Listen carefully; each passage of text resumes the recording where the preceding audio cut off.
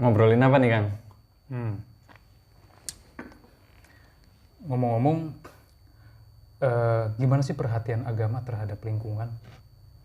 Oke. Jadi yang selama ini digaung-gaungkan Islam ramah itu apakah hanya ramah terhadap sesama pemeluk manusia. agama atau sesama manusia, tapi bagaimana dengan ramah lingkungan seperti itu ya, Kang? Iya. Ya? Jargonnya kan rahmatan lil Iya, alamin, betul. gitu kan. Rahmat bagi seluruh Alam, bukan hanya rahmat seluruh manusia saja, Iya, tapi nggak seluruh terbatas seluruh hanya itu alam. saja. Iya, kalau yang saya perhatikan selama ini ya, Kang, di kalangan umat Islam sendiri itu hanya fokus membahas tentang habluminan nas, terus habluminallah. Seolah-olah Ya. hidup beragama itu hanya urusan habluminan nas dengan habluminallah. saja. Padahal di situ ada satu lagi habluminal alam. Bagaimana relasi kehidupan kita itu terhadap alam-alam atau lingkungan sekitar. Tapi kan selama ini orang itu hanya memiliki dikotomi dua hal saja, habluminallah atau habluminan nas. Jadi seakan-akan Kayak kesalehan pribadi itu terukur hanya dua Betul. relasi itu ya. Betul. Padahal enggak kan? Padahal enggak. Oke. Kalau menurut sampean gimana? Ya jelas, tadi tiga aspek ini perlu menjadi perhatian kita gitu. Habluminallah ya jelas, soal ketakwaan kita kepada Allah, setidaknya melakukan kewajiban-kewajiban, meninggalkan larangan-larangan, kemudian hubungan sesama manusia gitu ya, hubungan sosial sesama manusia. Tetapi yang tidak kalah penting dari kedua itu adalah hubungan kita dengan alam gitu. Karena kan kita hidup di alam. Betul. Kalau misalnya perhatian terhadap alam itu tidak besar, ya maka kita akan menerima kerugian atas situasi yang kita ciptakan sendiri gitu. Betul. Ya kalau contoh sederhananya di lingkungan kita terjadi banjir. Oke. Ya, yang repot kita juga ya. Padahal banjir itu bisa diantisipasi kan gitu. Misalnya dengan aliran sungai yang bersih dalam arti tidak tertimbun sampah gitu kan. Itu kan sampah itu kan ulah siapa kalau bukan ulah manusia kan gitu. Iya. Jadi jelas ada perhatian yang besar terhadap alam. Jadi selama ini terutama jargon di kalangan kita misalnya Islam ramah, Islam rahmatalil alamin gitu. Tapi di situ mereka ada yang lupa satu hal itu ya Kang tadi. Itu rahmat terhadap alam itu sendiri, lingkungan bagaimana. Padahal hadis-hadis Nabi kan sudah banyak sekali yang populer tentang alam kan an-nadzafatu minal iman gitu kan. An-nadzafatu minal iman. Terus kayaknya banyak banget ya Kang ya. Tapi kok kenapa malah yang lebih populer Islam ramah itu hanya seolah-olah lebih mengkerucut sesama manusia saja, bahkan lebih mengkerucut lagi sesama pemeluk agama misalnya atau luar agama saja gitu. Hanya itu aja. Padahal kalau kita simak dialog antara malaikat dengan Allah ketika Adam diciptakan, kan? Kemudian malaikat protes bahwa manusia ini kan makhluk yang suka merusak alam gitu. Iya, betul. Dalam arti keberatan ini sesungguhnya harus kita baca bahwa penting di sana untuk menjaga stabilitas alam gitu. Potensi manusia sebagai perusak itu harus dikendalikan, dikontrol gitu loh. Karena manusia memiliki akal yang membedakannya dengan makhluk yang lain, maka ia memiliki pilihan yang lebih banyak ketimbang hewan-hewan atau tumbuhan-tumbuhan yang lain kan begitu. Pada kenyataannya manusia juga turut menjadi sebab ketidakseimbangan ekosistem. Misalnya kenapa banyak hama tikus? Karena ularnya diburu misalnya begitu kan. Itu kan bukan terjadi secara alami atau tiba-tiba, tetapi ada peran manusia di situ yang mengakibatkan ketidakstabilan alam gitu kan. Bahkan laut ya. Yang lagi rame itu kan isu-isu laut itu, yang bagaimana sampah di lautan itu plastik itu merusak ekosistem laut, bagaimana terumbu karang pada mati. Kemudian juga kan banyak sekali biota-biota laut yang hancur gara-gara ulah manusia itu. Yang penggunaan ketika memancing mereka menggunakan apa itu? Jaring, menggunakan bom, terus pakai jaring yang itu apa namanya tuh? Lupa, yang bisa merusak terumbu karang.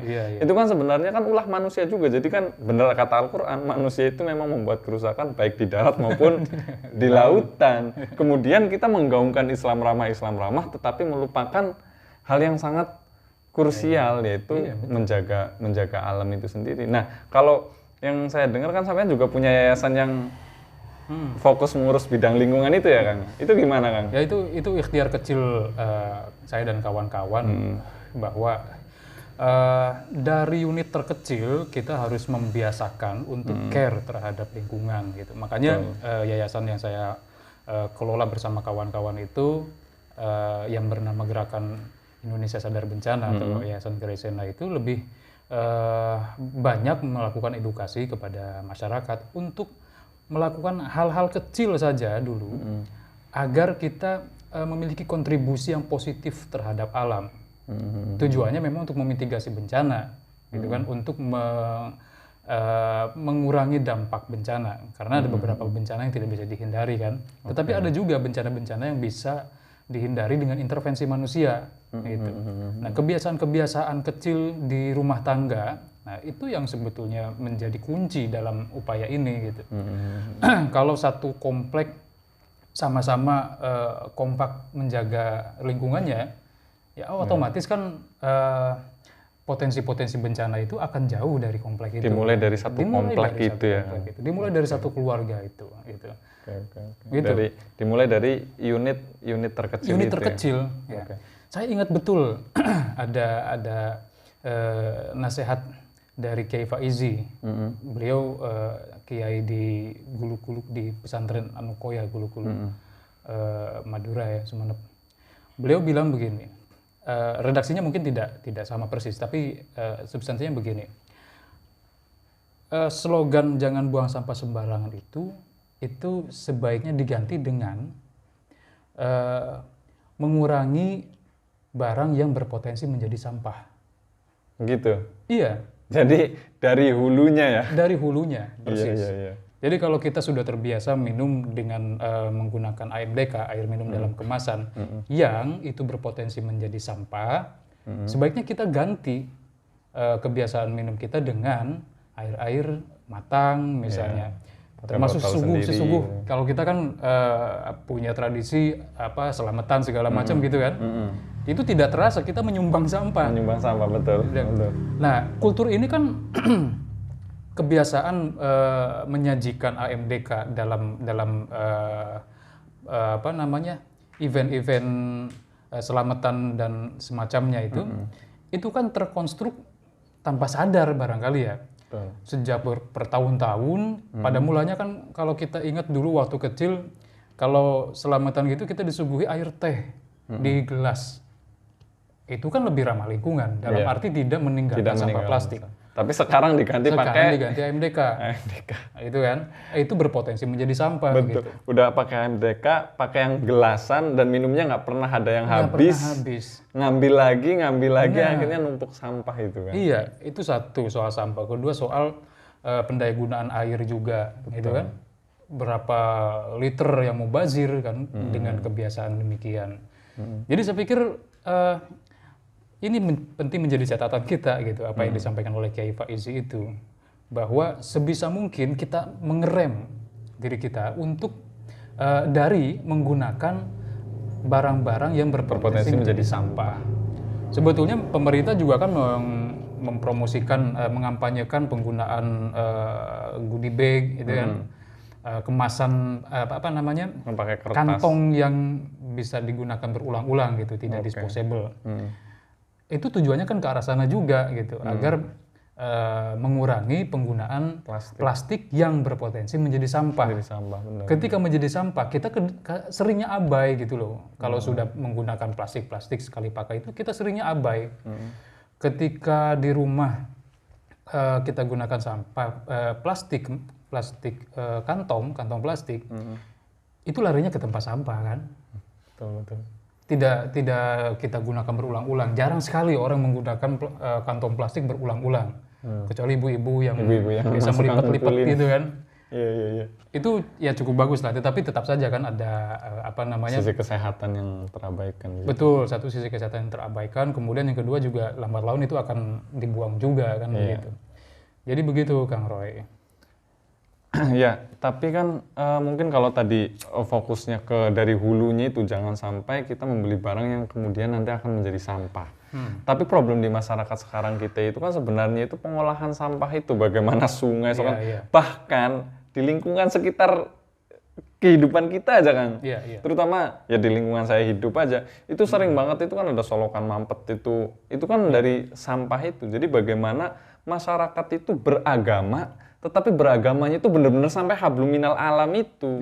Jangan hanya sibuk, apalagi cuma hanya habluminallah. Kayak misalkan kalau di kajian-kajian dimanapun, misalkan bahkan ketika di Ihya Ulumuddin itu kan ada kitab adabul kitab ma'ash, apa itu kasab wal ma'ash, kita bekerja. Itu kan di situ kan di manusia itu digolongkan menjadi 3 yang saya tahu itu.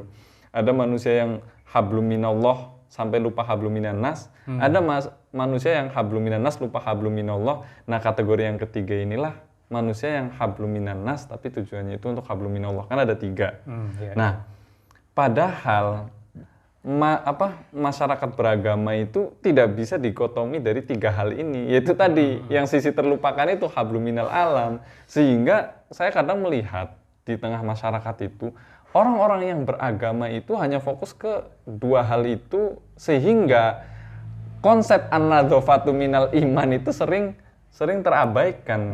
Bahkan hanya mungkin jadi lip service. Hanya benar udah jadi lip service aja gitu. Padahal yang punya an-nadzafatu minal iman itu kita, tapi justru negara-negara yang memiliki predikat negara terbersih di dunia itu kan bukan Indonesia yang mayoritas agamanya Islam. Iya. Kita kehilangan satu budaya yang sebetulnya ini menjadi jembatan antara habluminannas dan habluminal alam. Antara lain misalnya jumsih, Jumat bersih. Oh, Jumat bersih, benar. Dulu sekali itu rutin bapak-bapak, ibu-ibu ya, mereka di samping membersihkan masjid juga membersihkan sekitarnya, selokan, kemudian membabati rumput-rumput.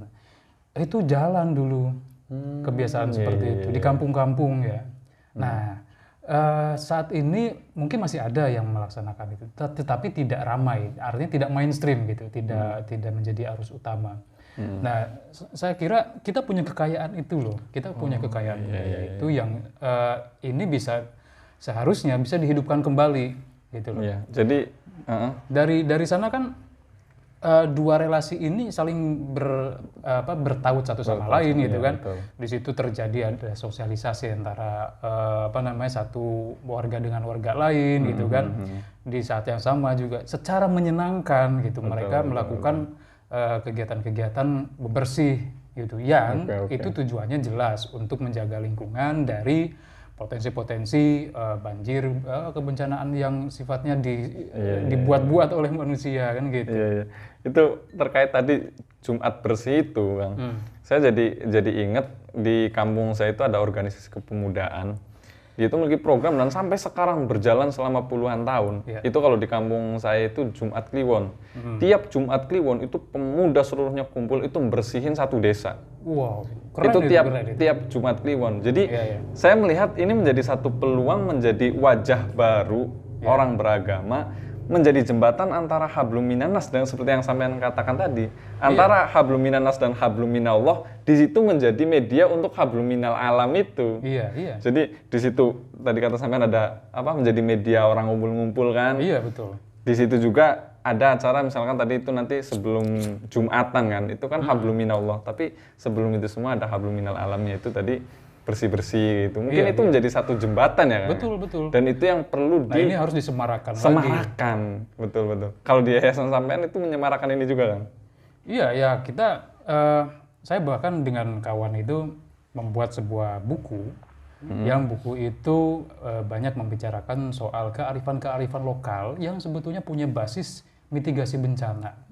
Gitu ya, diantaranya adalah kebiasaan-kebiasaan kita yang dahulu sering dilakukan, bahkan sampai kepada taraf upacara-upacara dan lain sebagainya. Mitos-mitos pun juga itu kalau kita baca dari perspektif mitigasi bencana, ada nilai-nilai konservasi alam itu. Jadi kearifan-kearifan lokal kita termasuk kebiasaan-kebiasaan itu semuanya perlu dikampanyekan. Betul. Sambil diedukasi kepada masyarakat bahwa ini memiliki nilai hablum minal alam yang luar biasa besar gitu loh. Yang kita harus punya peran serta di dalamnya. Makanya kalau terlalu sulit untuk melakukan hal-hal yang besar, setidaknya kita bisa menyemarakan kembali kebiasaan jungsih itu, gotong royong itu gitu. Gotong royongnya dapat, Ya. hablum minas, hablum minawahnya dapat, Jumatan, hablum minal hablum alamnya alamnya juga dapat. Kalau dilihat dari situ, berarti di situ akan terlihat bagaimana pengaruh agama terhadap lingkungan itu ya, Kang. Betul. Kalau kita bicara teks yang mendorong manusia untuk menjaga alam itu sudah Udah banyak selesai, sekali. udah selesai. Sekali. Tinggal Udah bagaimana implementasinya. Gitu. Betul.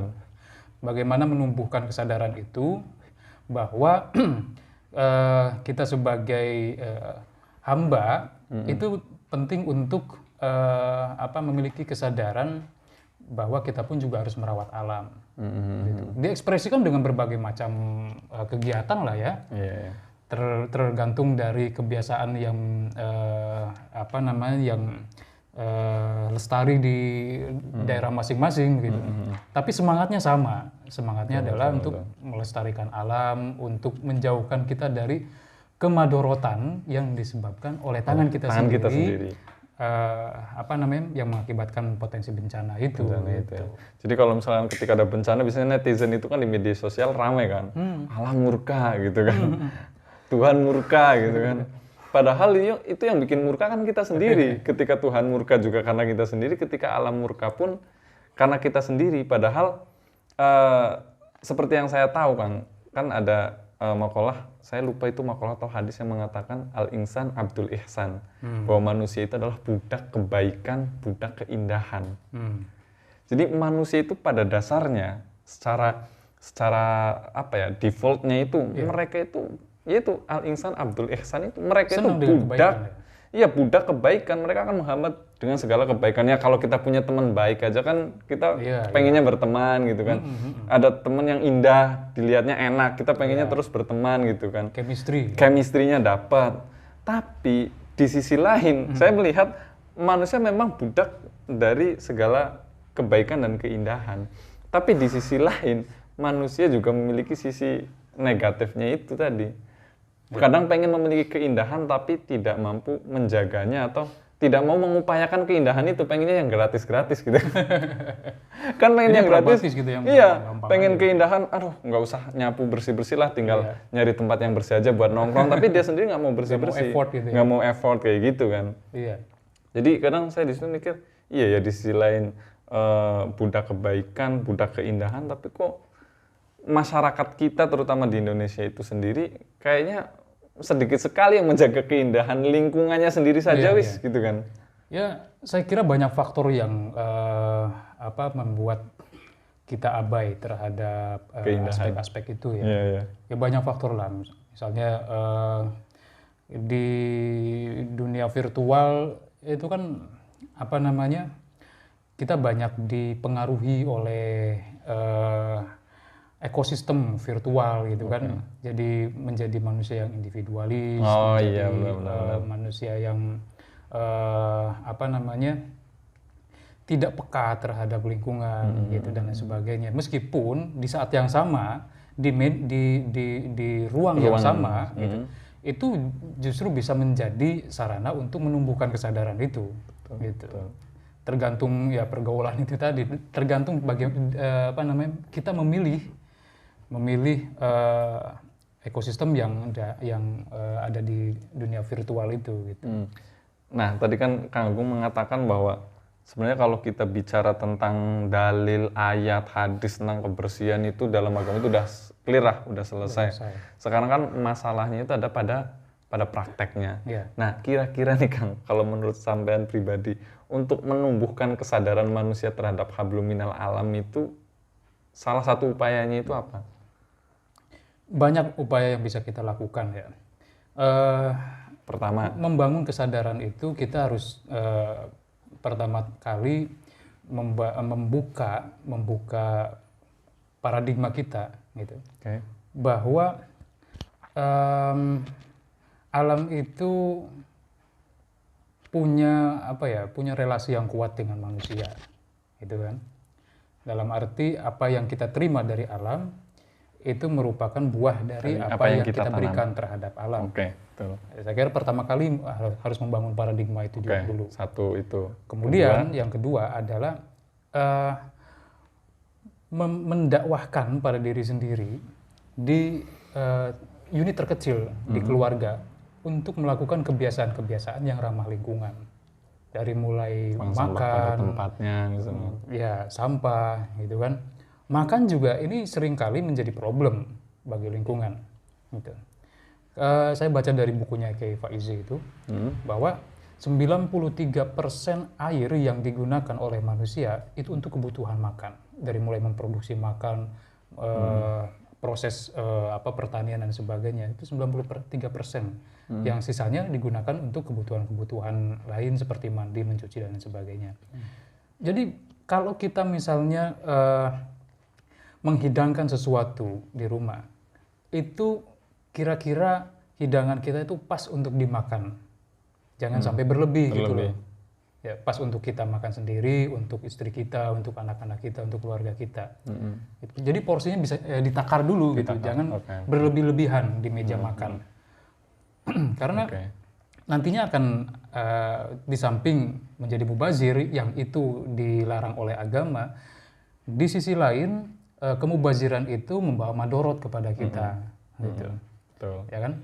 Itu membangun kebiasaan di rumah. Baru kemudian yang ketiga adalah menampilkan diri kita dakwah bil hal gitu kepada lingkungan bahwa kita sudah melakukan ini, kemudian kita mengajak orang-orang terdekat kita untuk melakukan kebiasaan-kebiasaan yang sama. Ibda bin nafsik lah ya. Ibda bin nafsik dulu lah. Jadi nggak usah nggak usah dulu memikirkan gimana nih gue harus kampanye ke orang-orang. Nggak usah dulu memikirkan itu. Kalau dari masing-masing pribadi ya, mulai saja dulu dari diri sendiri, kemudian nanti setelah itu baru ditampilkan. Dakwah bil hal itu kan adalah salah satu jalan untuk bagaimana kebaikan itu tersebar gitu kan. Ini kan kebaikan gitu. Kita melestarikan alam itu adalah sebuah nilai kebaikan. Maka untuk memasyarakatkan kebaikan itu, ya kita harus tampil dulu terlebih dahulu dengan membiasakan kebaikan itu. Oke, tiga poin untuk itu ya, mengkampanyekan hablum minal alam di tengah-tengah masyarakat yang beragama yang sudah selesai dengan dalil-dalil tentang kebersihan itu ya. Iya. Oke. Poin penting lagi adalah bahwa tadi itu kita mengurangi penggunaan barang-barang yang berpotensi menjadi sampah. Itu sampah. Penting sekali itu. Paradigma itu penting sekali itu. Dengan kerangka berpikir itu kita akan selektif menggunakan barang-barang yang tadi berpotensi menjadi sampah. Poin itu bertolak belakang dengan sekarang yang lagi marak-maraknya all shop. Bagaimana orang belanja barang itu lebih mudah sekali daripada zaman dulu kan kita pengen apa kan ke pasar, sekarang kan tinggal lihat HP tinggal klik beli. Akhirnya pesan itu justru bertolak belakang sekali dengan kebiasaan masyarakat sekarang. Kemasan iya seperti itu. Makanya saya malah lebih berpikir bahwa lebih ke tadi tiga poin itu. Karena tiga poin itu kayaknya masih relate lah. Kalau untuk dilakukan langsung dipraktekkan oleh masyarakat itu. Iya. Ya kan perkembangan dari poin ketiga tadi, dakwah bil hal di lingkungan sekitar, itu kan bisa menumbuhkan inisiatif untuk bagaimana pengelolaan sampah yang sudah terlanjur ada di rumah tangga gitu kan. Nantinya dibiasakan untuk pemilahan sampah gitu, sampah plastik dengan sampah plastik. Sampah kertas dengan sampah kertas, organik dengan organik dan sebagainya. Nah itu yang kemudian berpotensi untuk menangani sampah-sampah. Sampah-sampah. Artinya kita bukan berarti bisa sama sekali tidak menimbulkan sampah, tetapi bagaimana kita mengurangi produksi sampah, kemudian di hilirnya sampah-sampah itu bisa kita tangani dengan bijak begitu. Oke, luar biasa. Semoga dengan adanya obrolan ini bisa membangun sedikit menyentil lah kesadaran masyarakat tentang pentingnya hablum minal alam itu ya Kang ya. Iya, iya. Oke, menarik sekali obrolan malam ini Kang. Kita lanjut di segmen selanjutnya Kang. Oke. Terima kasih Kang. Sama-sama.